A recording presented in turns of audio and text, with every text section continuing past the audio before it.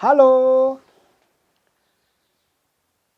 I am Professor Dr. Kimathi, a PhD holder in political science, governmental studies, and ethics. I'm in Kenya. The whole world is looking at Kenya. Currently, as I am speaking, there is a candidate of America, presidential candidate called Trump. And he is now bleeding his ear, having been shot by would have been an assassin, political assassination. The whole world is talking about Kenya. We have a president called President Ruto.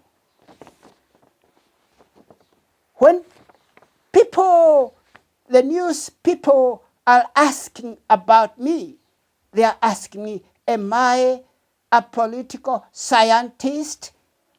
Am I a religious teacher? Or what am I? Just like they asked John the Baptist, who are you?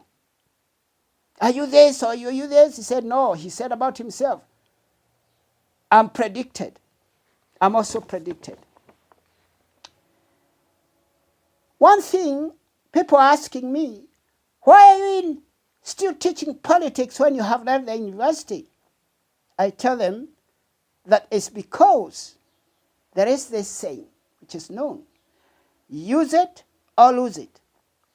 If I say I have left teaching because I've left the university, what will happen to my brain? I will lose it. And that is why I'm engaged. Just as I was at the university teaching, I am engaged at teaching politics. And now I am teaching politics to the people called Generation Z. I am designated as Senior Gen Z. Because most of them, I had done a research on them before, and there is the reason why I called this Generation Gen Z. I wrote that paper in 2020. And I talked about Generation Zero. That means they are not people. I tried to explain what kind of people they were, and I wrote on that paper that they are, if I would use Kiswahili now that it is an international language, Zuzu, Wazuzu. That's why I use the word Zid. In fact, I use the word zombie, a zombie who is going against an armed party without fearing, and they see their fellow man shot, and they are still continuing in a throng. I said, this is a doomed generation. This is a doomed people. They are young. And I tried to say when I noticed them. And I noticed them in my own home because we have many wives. I personally have 20 children in Ethiopia, 20 children in Kenya. And so I'm with them in my house, and therefore my house had been the laboratory of my political teaching about this coming generation of zombies, people who do not fear. You see, it's a zombie who tried to shoot Donald Trump. How old was he? 20 years. It was zombies who tried to go into the parliament. And they were being shot. Many of them were being shot, and they were still moving on. Those are zombies.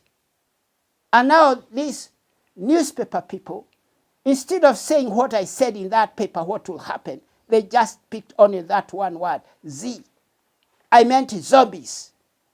And now you are trying to praise them instead of pitying them, that they are leaderless and they are moving according to what Mūgo had said. I've done a lot of research on Mūgo wa Kībirū. People do not believe, but the Kikuyu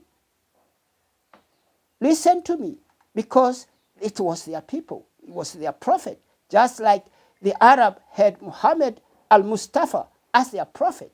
The Quran says that every people were sent a prophet. You, the white man, your prophet is Einstein, who said that once you start fighting with nuclear bombs, then you'll destroy the whole of this world. That is my introduction. So I'm saying what is driving me to speak is that I use my mind, my researching, constant research, reading and pondering, what does this mean? And by the way, you have also to feed your brain. So I feed it with high value foods. You have to feed your brain. Otherwise, you'll be a zombie also.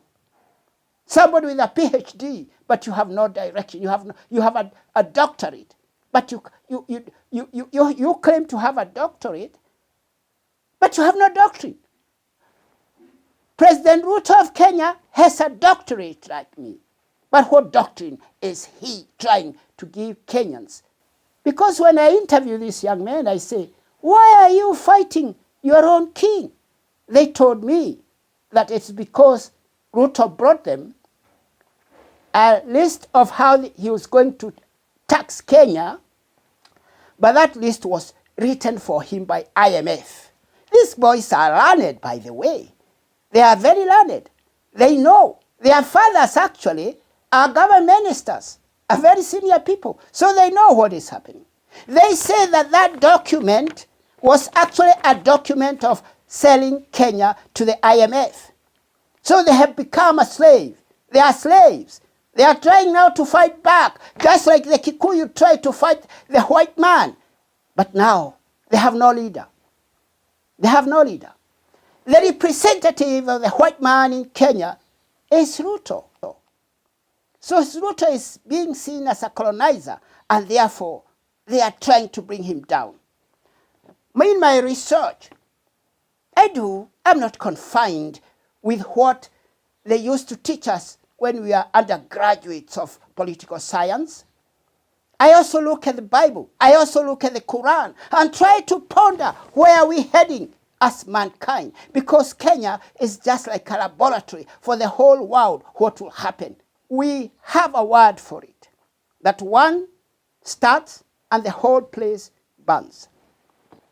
I will tell you, I'm very serious on my research. It's because of that research that I went to a place called Gīkūyū. It is a place, it's a very small place, but it is surrounded by mountains. Its altitude, when I looked at it, it was 9,500 feet. So I built my political research camp. I call it research laboratory because politics is a science. That's why we call it political science. So you have to have a laboratory. Kenya has become a laboratory for the world to observe what happens when a people are leaderless, but they are thronging, going to try to change the government. Was it told? Was it foretold? Yes. Mūgo wa Kībirū had said that time would come when people will go in a throng. And using the Kikuyu words, he said, Ado mogeke wa ado maroro ganete. I don't know how to put it in English. And that's why you see when there is that word mongeke, some people killed a lot of Kikuyu boys saying that now this is the mongeke. Mongeke in Kikuyu means a people moving together, a throng. Mururogano, it is actually people following one another. Mongeke, and Mūgo wa Kībirū said about it. What would be the result? I researched, and the person that really impressed me is one in Gīkūyū. When I asked him about it, when did I do that? It is during the time when Uhuru Kenyatta, then the president, was relinquishing power And now there were two bulls in Kenya fighting over that seat of power. That is Ruto, and the other one is Raila. And so I told them, if Mūgo Kibirū said so, that a Luo would rule Kenya, that would be him. And they refused to agree with me. They said, no, we want Ruto. I asked them, against the will of God, because what God says will happen. They said probably Aluo will rule, but not Raila, because he's too old. But the things, the way they are looking, is like we have reached the time when actually Raila should start preparing to take over the kingdom of Kenya. I say the kingdom, because I read the Bible and the Quran. When I talk about a president, it does not make any sense. It is a king. It's a de facto king. When you are called a president or a prime minister, you are a de facto king of your people.